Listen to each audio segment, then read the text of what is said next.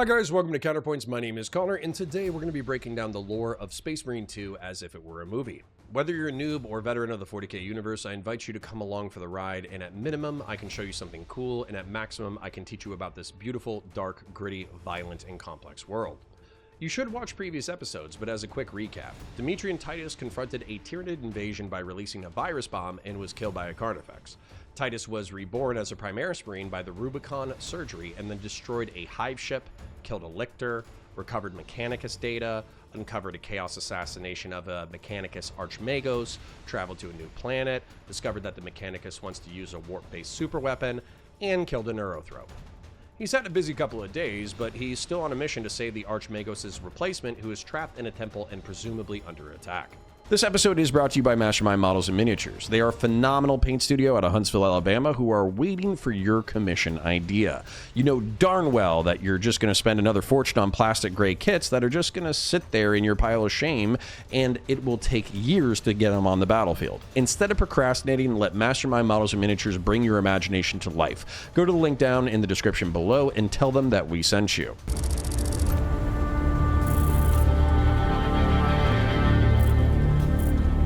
The temple is this way. Lieutenant, the Cadians are requesting support. Go. Thank you, brother.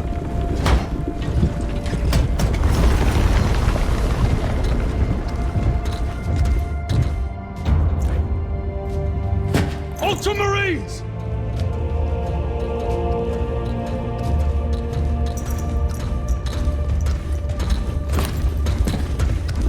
The enemy infiltrated the dome. No, my lord. What about the Temple of Thasian?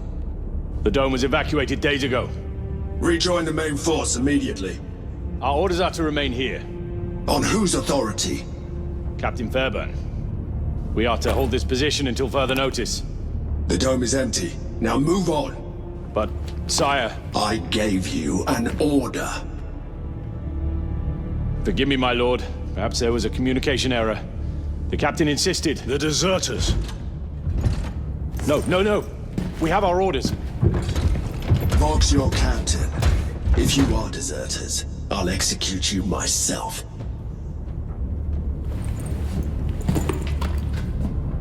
Captain Fairburn, come in.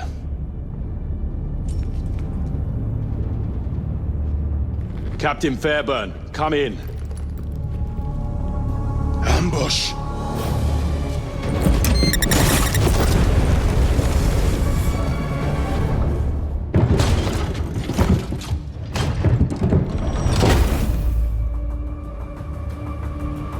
Kill them!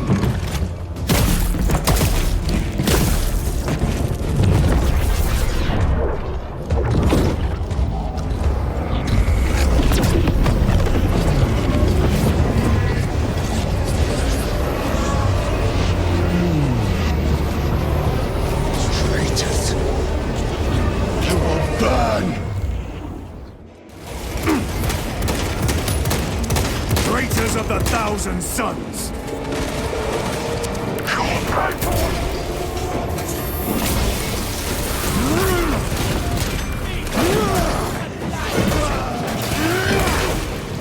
Agents of the enemy sighted.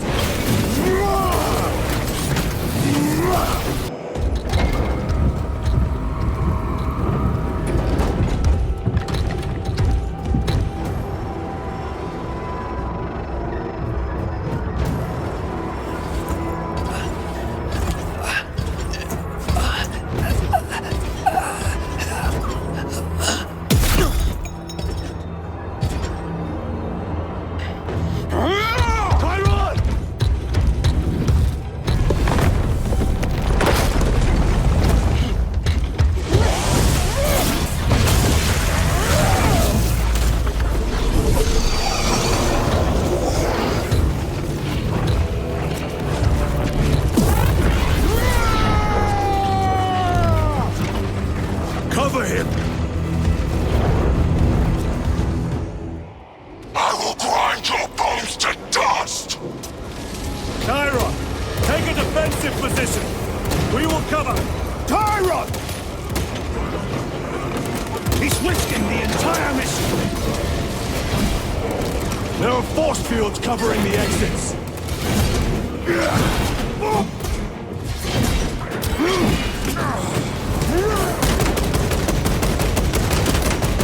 Reloading. Bring me more! The exit is blocked by heretic sorcery. It bears the mark of the archenemy. Destroy it!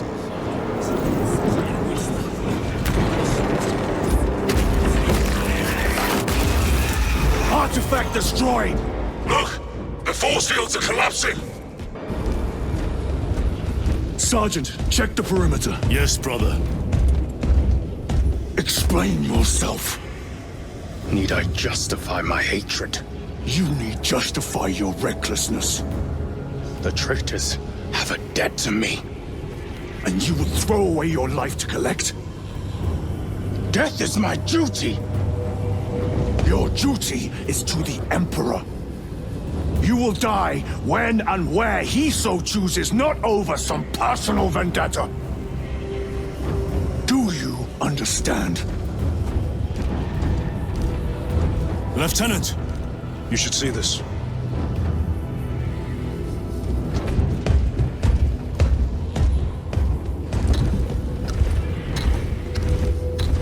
After parting ways with the repulsor tank, the fire team moves into an administratum building near the Temple of Thasium. A jumpy Imperial Guard squad seems hesitant to follow the orders of the Astartes, and Chiron seems to be the first to suspect treachery. Unfortunately, it is not fast enough to save Sergeant Varellus. The Tzeentchian cultist in disguise, posing as Imperial Guard, sets off an explosive driving shrapnel through the sergeant's skull. Space Marines are resilient, and Primaris even more so, but it is their fate to eventually fall in battle. With lightning-fast reflexes, Damocles cuts down the cultists in time to be confronted by a new enemy, Chaos Space Marines of the Thousand Suns Legion. 10,000 years prior, there were 20 legions of Marines created from 21 Primarchs. 2 were lost and expunged from Imperial records, and the 20th Legion was led by a pair of twins. Primarchs are as powerful to Space Marines as Astartes are to mortal humans, and they were taller, faster, stronger, and more resilient. These were the Emperor's sons, his generals, and it was their job to unify galactic humanity. Originally, the Primarchs fought for the Imperial truth that there were no gods, and even foul creatures of the warp were rationally explainable. Humanity needed to unite under the grand vision of the Emperor, purge rival alien civilizations, destroy the cults and dogmatic religions of the past, and enter a new golden era. While the Emperor dismissed chaos beings as explicable phenomena, that did not mean they weren't dangers in the warp. The Chaos Gods convinced Erda, a geneticist and mother of the Primarchs, that the Emperor had terrible designs for her children. Erda cast them into the warp, where they were flung across the galaxy. Each Primarch landed on a planet that seemed to enhance or challenge their abilities. Each Primarch had a gift, and Magnus the Red, Primarch of the Thousand Suns, his gift was that of the warp. Magnus landed on the world of Prospero, a world of sorcerers and mystics. These sorcerers had escaped the persecutions of the galaxy and the horrors of Old Night, and used their ability to gain vast knowledge. Where most viewed the warp as a treacherous plane that was to be feared, the people of Prospero and Magnus viewed the warp as a great ocean. It was to be explored and to be tamed and to be known. Long before the Emperor reached Prospero, Magnus and he would traverse the warp. Magnus would share the wisdom he had collected from his home planet, and the Emperor warned of the warp's dangers. The Emperor seemed to respect Magnus's talent, but feared his recklessness, which became even more tragic with the fall of the Thousand Suns. Most legions were 100,000 strong. The Thousand Suns were a comparative handful. They were subject to horrible mutations which would result in their isolation and eventual euthanasia. By the time the Emperor reached Magnus, there were only a few thousand viable legionaries, and so their name was adopted as a loving, if dark, moniker. The Emperor charged Magnus with saving his legion and continued on the Great Crusade. After great effort and research, in an ill-understood ritual, Magnus sacrificed one of his eyes in the warp, which seemed to end the flesh change. The Thousand Suns could rejoin their cousins in the Greater Crusade and bring glory and light to the galaxy. Their cousins felt differently, though. Most mortals and Astartes inherently distrust the warp. It is an alternate plane of existence that swallows ships, drives men insane, and bursts forth storms that defy the laws of physics. The Emperor assured them that it could all be understood, but few could traverse it without going insane except for the Emperor himself. Now a one-eyed Magnus and his growing legion of Astartes were taking to the battlefield, wielding the warp as a weapon. They fired bolts of energy across the battlefield and bent the wills of planets to the Imperium's designs. The Thousand Suns were effective, but their methods were repulsive. The distrust and anger at the use of psychic powers came to a head in the Council of Nicaea. It was a fraught, intense argument, but ultimately the Emperor severely restricted the use of the warp and prohibited all studies of arcane power. Magnus and his sons became reclusive once again, shamed by how much their cousins and father distrusted them. When Horus fell to a blade of the dark gods, Magnus saw it through the warp. Magnus even encouraged his brother to die rather than to surrender to their power. When Horus rejected him and embraced the Chaos Gods, Magnus knew he had to warn the Emperor. He soared from Prospero to Terra across the warp only to find a greater barrier in his way. Unable to reach his father, but knowing the danger of a fallen Horus, Magnus needed to break through. A helpful voice in the warp offered him power to break through that barrier, and Magnus accepted. The helpful voice was the god of change, Tzeentch. The barrier was the human webway. The Emperor was building into the tunnel system of the Old Ones in the Eldar, hoping to free humanity of warp travel. If religion was stamped out and human souls protected in the webway, the Chaos Gods would be starved of their power and relegated to the shadows of the galaxy. The Chaos Gods couldn't allow this, and so using Magnus as a chess piece, they destroyed the Emperor's plans. When Magnus broke through the portal, an army of demons followed him in. They swarmed Holy Terra, and the war within the webway began. Mechanicus, Imperial Army, the Custodes, and Sisters of Silence would hold the ground for 5 years, while the Horus Heresy raged across the galaxy. They were unable to quit the field while the Emperor tried to close that portal. If his attention was distracted for even a moment, all of Terra would fall. Enraged by Magnus's recklessness, by his disobedience to the Council of Nicaea, of the tens of thousands of lives Magnus had snuffed out, and the hundreds of thousands more who would die because of his actions, the Emperor dispatched the Primarch of the Space Wolves, Leman Russ, to bring Magnus to Terra for censure. It is hinted that the Space Wolves may have been responsible for the purging of one of the Lost Legions, and Leman Russ already had a hatred for Psykers and Magnus. Before it was known Horus had fallen to chaos, Horus changed the orders of the Space Wolves from a mission of capture and escorting to purging the entire world of Prospero, the Legion of the Thousand Suns, and Magnus himself. War Master Horus Lupercal spoke with the authority of the Emperor, but even then, Leman Russ and his wolves were a bit too excited to slaughter their cousins. At first, Magnus was resigned to his fate. He even covered the approach of the Retribution fleet to his planet in a psychic veil to prevent his own defenders from escaping the Emperor's wrath. But as his people and sons were put to the sword, something in him snapped. Did the people of Prospero deserve this? Did his legion deserve this? Did he deserve this? And with a new rage in his heart, he took to the field, leading his marines and people against the wolves in a titanic struggle. They inflicted heavy casualties, but ultimately in a duel, Leman Russ broke Magnus' spine over his knee. A helpful voice offered Magnus aid once more, and Magnus accepted. This time his sons, his people, and he were sucked into the warp to a Tzeentchian planet of sorcery. This is how the Thousand Sons came into the service of Tzeentch, and I'll share more about them as we progress through the content. To cover a few extra details, Chiron is particularly incensed by the presence of the traitors and enters a berserker fury. He launches headlong into battle, getting separated from his brothers. Titus and Gadriel are eventually able to keep up, and Titus reminds Chiron that his life is not for him to squander. A Marine's duty is to die for the Imperium, but it is not up to Chiron to recklessly throw his gifts away. Titus is enraged, but offers sound counsel before they continue on to the temple.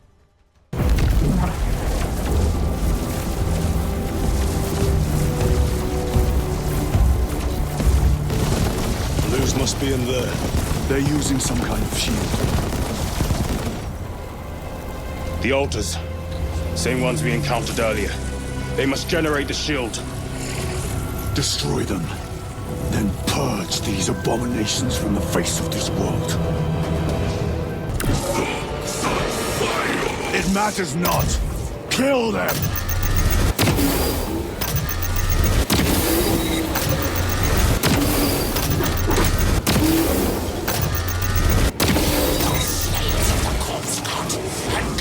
Notice of the changer of ways. Die for the true gods. The coward witch vanished.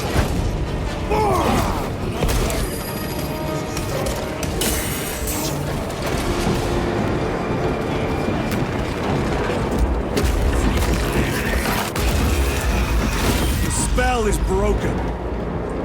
They are attempting to breach the doors.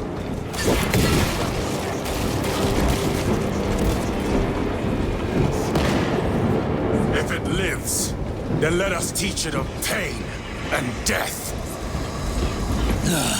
It reeks of the warp. Raise the armor of your contempt and snuff it out. Look! It shrinks from us! Then keep close and endure. We must disrupt the spell.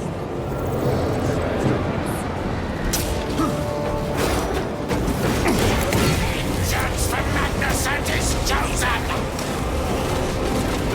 Words as hollow as your fallen brothers. This can still bleed.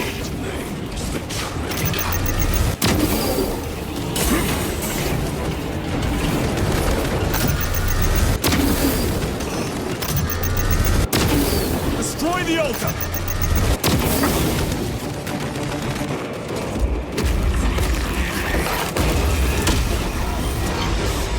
Mora's amusement! Lance of Jove, stand by for extraction. Affirmative.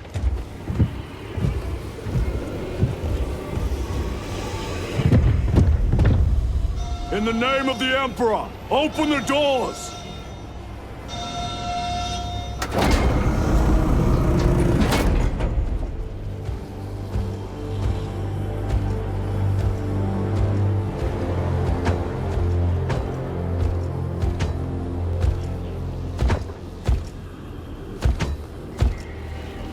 Morius lose. I owe you my existence. Come with us. To where? The battle barge. Compliance, but I must speak with Archmagus Nozick at once. He's dead. Dead? You are to replace him. Lose.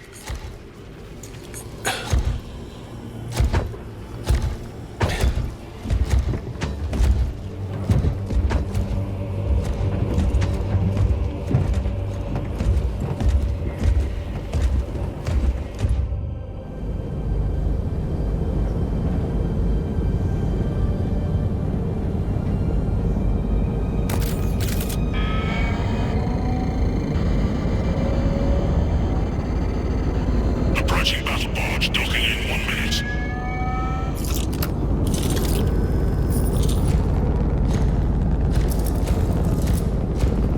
The power source. It's dangerous. I have spent my life studying it. I assure you it's quite safe. In the right hands. Arrogance. Arrogance? Why must the Mechanicus meddle with the unknown?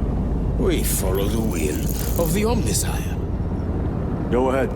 Titus, report to Captain Akaran immediately on arrival. Confirmed. Titus? A Captain Titus was killed on the Forge world of Graia over a century ago. He died holding the power source in his hands. Not even an Astartes could survive power of that magnitude.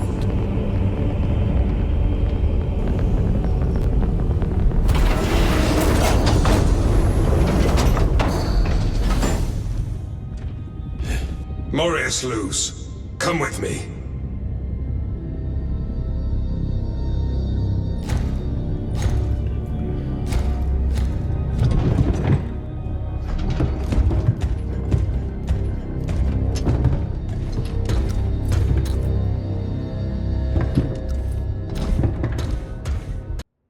The Temple of Thasian has a statue of the Primarch of the Blood Angel Sanguinius battling the demon prince of Khorne, Kabanda, but that will be lore for another day. A Thousand Sun sorcerer tells the cultist to kill the followers of the corpse god and gain the notice of the Changer of Ways. To understand what he means, I must explain more. The Imperium is a brutal place and is not kind to its subjects. There are many who turn their backs on the Emperor seeking freedom or power of their own. At the bottom of the hierarchy are the cultists. They have turned from the Imperium and worship Tzeentch, looking for knowledge, power, or immortality. Few will be chosen by their fickle god, but some will, and will be given gifts of the Warp. The Warp is an alternate dimension reverberating from the echoes of the mortal world, and those echoes fuel incredible power. A portion of that power can be given to mortals with different results. If a mortal is chosen by Tzeentch and can incorporate that power, he may be transformed into a Zangor. Zangors are avian beastmen who are intelligent, fierce, and who serve the god of change, hoping one day to become greater demons themselves. Those that cannot endure the change may become warp spawn, gibbering monstrosities of teeth, tentacles, and eyes, mindlessly devouring all around them. As a cultist, you can only hope that your soul is not consumed as fuel for a ritual, or that you're transformed into insane warp spawn, as there are no guarantees in the service of chaos. Next in the hierarchy are the Rubricae Marines. After Magnus and his sons escaped into the warp, the flesh change began anew and at a horrible pace. Magnus went into deep study and charged his greatest leaders with saving the Legion. Chief Librarian Azek Ahriman conducted a ritual he believed would save his brothers, and in a way it did, but as always with Siege, there was a cost. The weakest psychers of the Legion were fused within their armor, their flesh dissolved and desiccated. They turned to nothing but spectral dust. Their souls withered into the faintest of glimmers, effectively becoming mummified Astartes. The Rubricae are without thought, without emotion, and without mercy. They only come alive in the heat of battle, at which point they can perform doctrine as if they were living and breathing Marines. However, the second they are removed from battle, they become nothing more than hollow statues without consciousness or conscience. After the ritual, a select few became more powerful, wise, and cunning, and these became the sorcerers of the Thousand Suns. They command the Rubricae, Zangors, and cultists in battle, and can wield the warp as a weapon with the blessings of their god. Fortunately for Fireteam Damocles, this is nothing that can't be handled with a few bolts and a lot of hatred, and so they're able to bring down the forces of chaos and free Magos Luz. The Magos is happy to be freed, but dismayed at the death of his mentor. On the flight back to the battle barge, Magos Luz is shocked to discover that Lieutenant Titus was the Marine, allegedly killed by the power source a century ago. The fire team is likewise shocked by the revelation, sowing further distrust in their next mission. If you want to support the channel, please remember to like the video, share it with your friends, ring the bell for new videos, and comment for the comment gods.